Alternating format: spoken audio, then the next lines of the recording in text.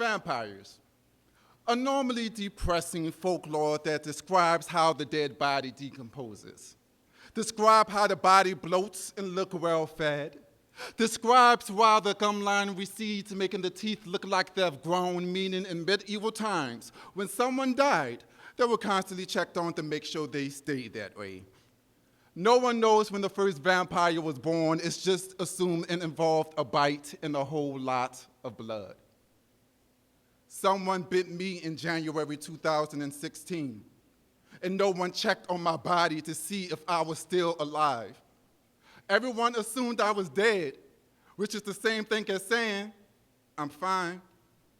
So when people see my resting death stare, they tell me to be happy.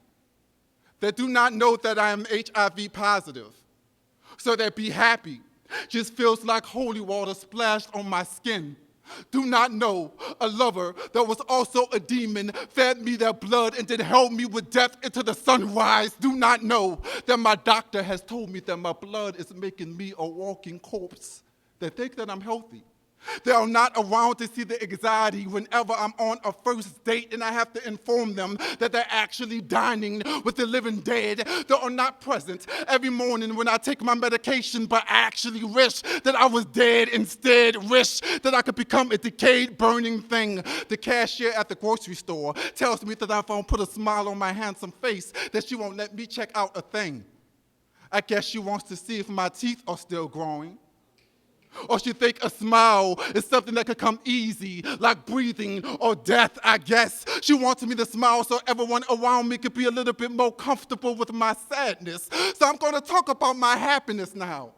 I'm going to talk about how I was a human being once, how before this poem I was just a poet, and now I'm this demon with hell living inside of his veins. And because of that optical shift, I have not told my mother yet.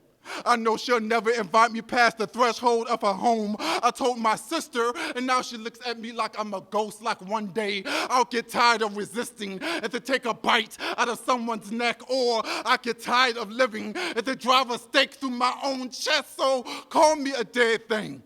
Call me a vampire, but know that when you look at me, you're actually witnessing a resurrection, witnessing a man that can look in the mirror and no longer see his own reflection, but somehow I'm still alive. Every day, I thank God for my medication that have turned me into a day walker, able to walk out into the sunlight without bursting into flames, and I am still alive every morning. I wake up in my casket of a body, and I am still alive.